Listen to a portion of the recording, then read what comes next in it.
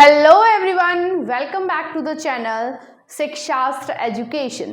हम already chapter 1 start कर चुके हैं, जिसके टू पार्ट्स कंप्लीट हो चुके हैं। Now we are on the third part and here we will finish our chapter.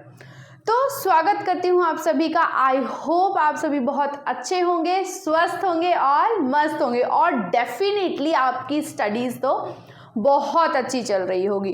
तो चलिए जल्दी से शुरू करते हैं और इस वीडियो में हमारे चैप्टर को फिनिश करते हैं। बट उससे पहले अगर आप मेरा वीडियो फर्स्ट टाइम देख रहे हैं तो प्लीज़ सब्सक्राइब इट, और अगर आपको मेरा वीडियो अच्छा लगता है तो प्लीज़ लाइक इट। एंड इससे रिलेटेड आपको कोई भी इशू होता है, कोई भी सजेशन होता है, तो you can put the comment on the comment box. So let's start. तो हम पार्ट 1 में हमने इंट्रोडक्शन देखा था, और पार्ट 2 में सोलार सिस्टम में कौन कौन सी बॉडीज, कौन सी सेलेस्टियल बॉडीज अवेलेबल हैं उसके बारे में हमने देखा था। तो देखिए कौन कौन सी बॉडीज अवेलेबल थी वहां पर।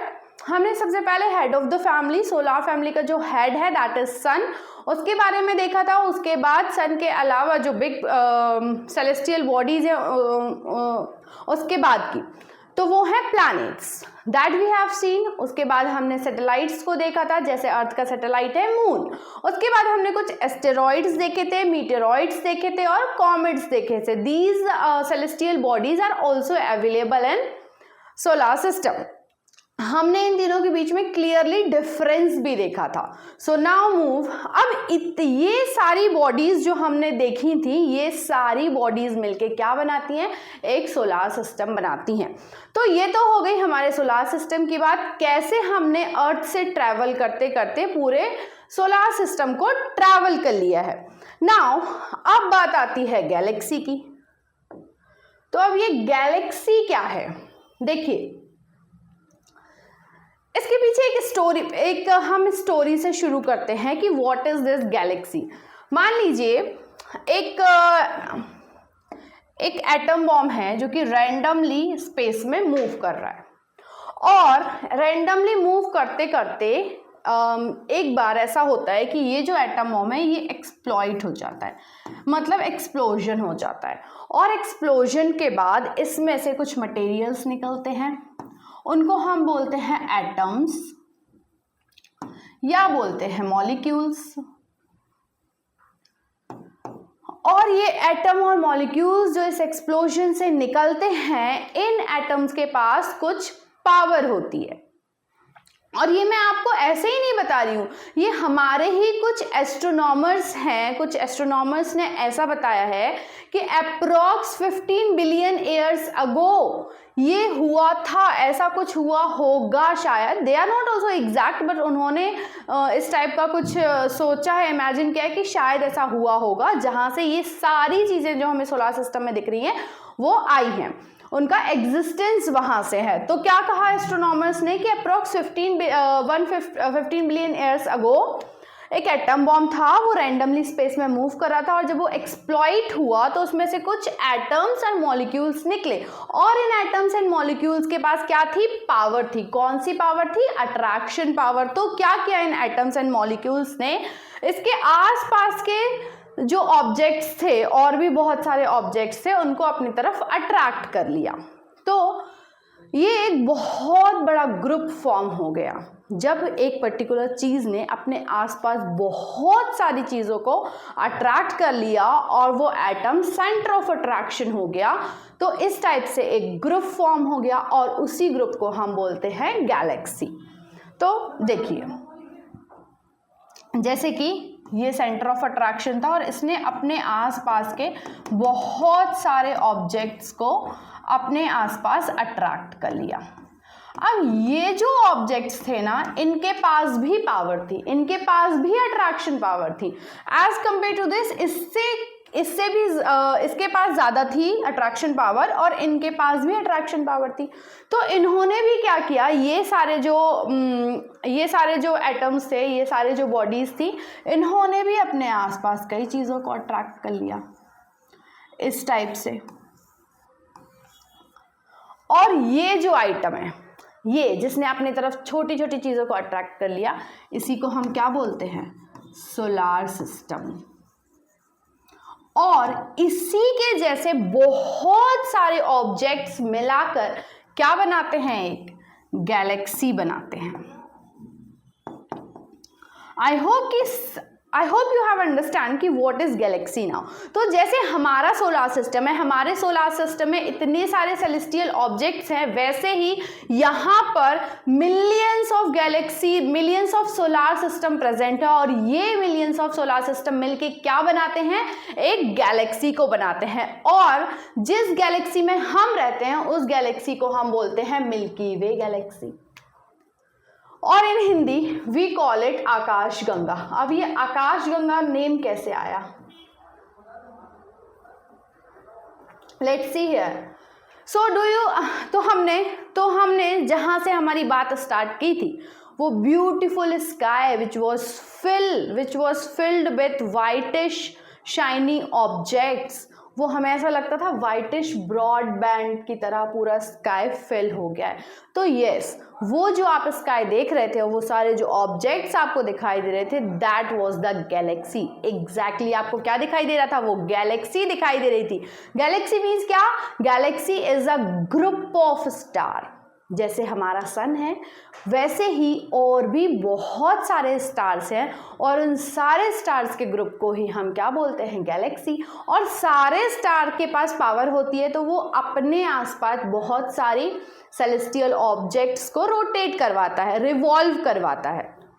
तो इसका मतलब क्या हुआ, जैसे हमारा सोलार सिस्टम है वैसे यहाँ पर कितने सोलार सिस्टम है, मिलियंस ऑफ सोलार सिस्टम है, मिलियंस ऑफ सोलार सिस्टम। और यही मिलियंस ऑफ सोलार सिस्टम मिलके क्या बनाते हैं, एक गैलेक्सी को बनाते हैं। और उस गैलेक्सी को हम क्या बोलते हैं, मिल्की वे। मतलब जिस गैलेक्सी में हम रह रहे हैं उसके हम बोलते हैं milky way. And if we are talking about Hindi में इसका नाम है आकाश गंगा। और ये आकाश गंगा कैसे नाम पड़ा, देखते हैं। सो हमारा जो सोलार सिस्टम है, हम जिस सोलार सिस्टम में रहते हैं, वो सोलार सिस्टम कौन सी गैलेक्सी से बिलोंग करता है, वो बिलोंग करता है मिल्की वे से। So our solar system is a part of this galaxy. Which galaxy, Milky Way galaxy. अब बात करते हैं, ये जो आकाश गंगा नेम पड़ा है हमारी गैलेक्सी का इन हिंदी, ये कैसे पड़ा। देखिए एंशियंट टाइम में कुछ एस्ट्रोनॉमर्स जो थे, उन्होंने ऐसे वो जो beautiful sky which was filled with the shiny objects, filled with the stars, और जो हमें ऐसा लगता था कि जो पूरा स्काई है डायमंड की तरह फिल हो गया है, तो वो स्काई उन्हें लगता था रिवर ऑफ लाइट। उन्हें ऐसा लगता था एस्ट्रोनॉमर्स को एंशियंट टाइम में कि वो जो स्काई है उसे उन्होंने कहा रिवर ऑफ लाइट। वो लाइट की नदी है, रोशनी की नदी है, flowing in the sky. Sky में एक नदी फ्लो हो रही है, और उस नदी को उन्होंने कहा रिवर ऑफ लाइट। तो इसलिए आकाश, क्योंकि स्काई है वहाँ पे, स्काई में बह रही है, कौन सी, क्या बह रही है, Ganga. Ganga is the famous river of India, इसलिए इंडियन नेम इस गैलेक्सी का क्या पड़ गया, आकाश गंगा। अब बात करते हैं, हमने गैलेक्सी तो देख ली, गैलेक्सी कैसे बन रही है, मिलियंस ऑफ सोलार सिस्टम को मिला के एक गैलेक्सी बन रही है। अब जैसे मैंने बताया, हम किस गैलेक्सी में रहते हैं, मिल्की वे में या आकाश गंगा में। तो आपको डेफिनेटली आया होगा कि यहाँ पे इसका मतलब और भी गैलेक्सीज अवेलेबल है क्या। सो यस, जैसे हमारी गैलेक्सी है मिल्की वे या आकाश गंगा, वैसे ही मिलियंस ऑफ गैलेक्सीज यहाँ पर अवेलेबल है। I hope you understand. So a galaxy is a huge system of billions of star and clouds of dust and gases. तो गैलेक्सी क्या है, Galaxy is a group of millions और billions of stars. तो बहुत सारे stars मिला के जो ग्रुप बनाते हैं उसे हम बोलते हैं galaxy. And there are million of such galaxies that make the universe. अब बात करते हैं, ऐसी ही जैसे हमारी गैलेक्सी है मिल्की वे, वैसे ही सेंटर ऑफ अट्रैक्शन एक पॉइंट है, और उसके आसपास बहुत सारी गैलेक्सीज मूव कर रही हैं, और ये सारी गैलेक्सी मिला के क्या बनाती हैं, यूनिवर्स बनाती हैं। अब सोच रहे होंगे कि यूनिवर्स के बाहर भी कुछ और है। तो भाई होगा भी तो हमें नहीं पता है, क्योंकि scientists are continuously researching on it. अभी उन्हें इसके बारे में कुछ भी नहीं पता है कि यूनिवर्स के बाहर कुछ और है या नहीं है, बस हमें इतना पता है कि हम इस यूनिवर्स का पार्ट है। तो अगर हम विथ रिस्पेक्ट टू यूनिवर्स देखें, हम एक बहुत छोटी बॉडी है, जस्ट लाइक अ डॉट। जैसे कि हमारी बॉडी, हमारी ह्यूमन बॉडी बहुत छोटे छोटे सेल्स से मिलकर बनी है, और एक सेल की वैल्यू अगर देखें हमारी बॉडी में तो एक डॉट के बराबर ही है। वैसे ही हमारी जो अर्थ है, और अर्थ पे हम जो हैं इस यूनिवर्स के लिए जस्ट लाइक अ डॉट, हम एक डॉट के बराबर हैं।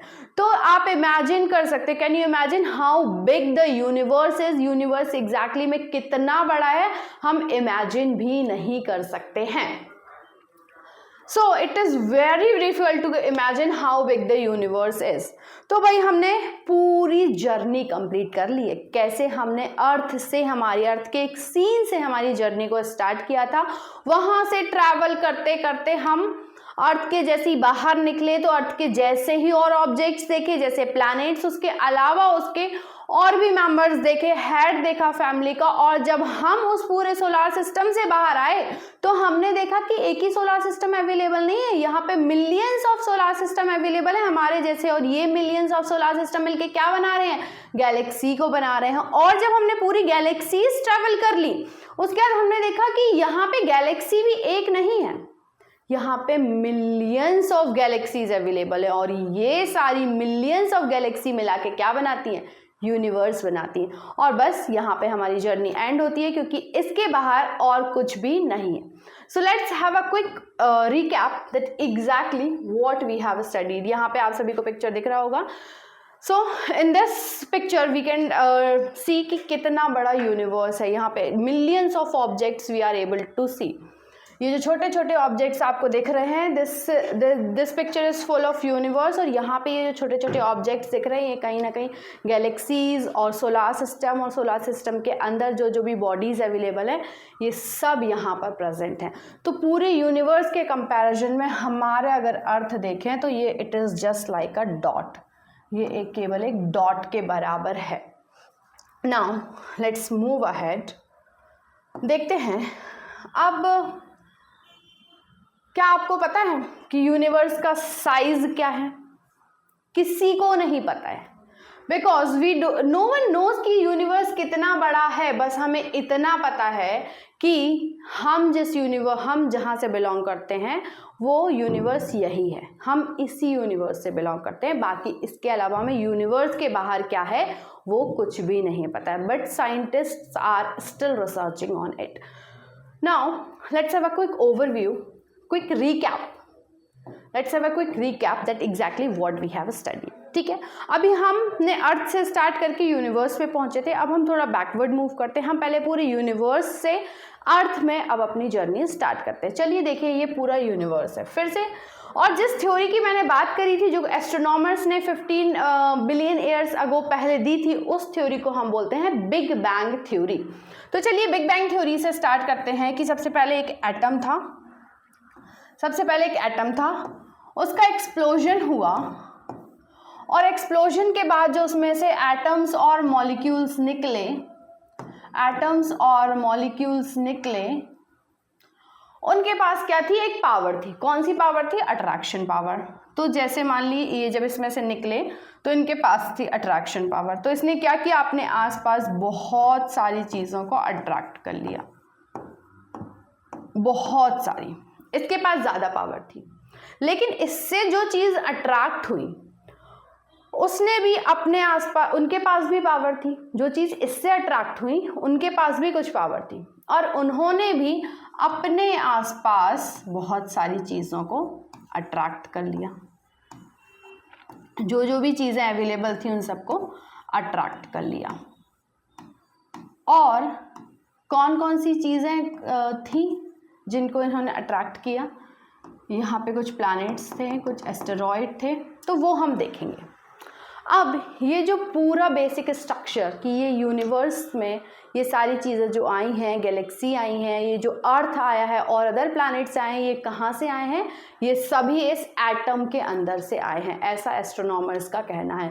और ये जो उन्होंने थ्योरी दी है, इस थ्योरी को हम बोलते हैं बिग बैंग थ्योरी। तो चलिए देखते हैं बिग बैंग, ये जो सब फॉर्म हुआ है, इनका ओरिजिन कैसे हुआ है। तो जब इसमें से ग्रुप निकला, जब इसमें से एटम्स निकले और उन्होंने एक ग्रुप बनाया, इस पूरे ग्रुप को हम बोलते हैं गैलेक्सी। ये पूरा यूनिवर्स, और ऐसा एक ऑब्जेक्ट नहीं निकला था, ऐसे बहुत सारे ऑब्जेक्ट निकले थे, बहुत सारे, मिलियंस ऑफ ऑब्जेक्ट इसमें से निकले थे, और इन सभी ने मिला के इस टाइप से ये बना लिया, अपने आसपास बहुत सारी चीज़ों को अट्रैक्ट कर लिया। तो जैसे ये गैलेक्सी है, वैसे ही एक और गैलेक्सी है। जैसे हमारी गैलेक्सी कौन सी है? मिल्की वे, जिसमें हम रहते हैं। उसके अलावा हमारी एक नियरेस्ट गैलेक्सी है जिसको बोलते हैं एंड्रोमेडा, एंड्रोमेडा गैलेक्सी। और ऐसे ही मिलियंस ऑफ गैलेक्सीज हैं यहाँ पर। अब ये तो बात हो गई गैलेक्सी की। अब गैलेक्सी के अंदर हमें बहुत और भी ऑब्जेक्ट्स थे जिनके पास अपनी पावर थी। उन ऑब्जेक्ट्स को हम बोलते हैं क्या? Solar system. हम उनको बोलते हैं सोलार सिस्टम। अब सोलार सिस्टम में क्या होता है? एक हेड होता है जिसको हम क्या बोलते हैं? सन बोलते हैं। सन के आसपास और ऑब्जेक्ट रिवॉल्व कर रहे होते हैं, उनको हम क्या बोलते हैं? प्लैनेट्स बोलते हैं। जैसे कि ये हो गया प्लैनेट्स। प्लैनेट्स के अलावा और भी ऑब्जेक्ट्स होते हैं। कौन कौन से होते हैं? सैटेलाइट होते हैं, एस्टेरॉइड होते हैं, मीटेरॉइड होते हैं, कॉमेट होते हैं। तो ये सारे ऑब्जेक्ट मिलाकर ही एग्जैक्टली यूनिवर्स को बना रहे होते हैं। I hope now this is clear to everyone कि ये यूनिवर्स कितना बड़ा है और इस यूनिवर्स में किस टाइप से मूवमेंट हो रहा है। तो देखिए, जैसे मैंने बताया कि जो प्लैनेट्स हैं वो सन का रिवॉल्व करते हैं, वैसे ही जो स्टार है, जो हमारा सन है, वो भी तो रिवॉल्यूशन कर रहा है। किसका कर रहा है? एक गैलेक्सी का। जैसे ये सोलार सिस्टम है, ये भी कंटिन्यूसली मूवमेंट कर रहे हैं। और यहाँ ये भी पॉसिबिलिटी है कि डे बाय डे इन सारी गैलेक्सीज के, सोलार सिस्टम्स के नंबर इंक्रीज हो रहे हैं और डिक्रीज भी हो रहे हैं, इंक्रीज डिक्रीज होते जा रहे हैं। और ये जो मूवमेंट है ये कंटिन्यूसली चल रहा है, लेकिन हमें समझ में नहीं आता है।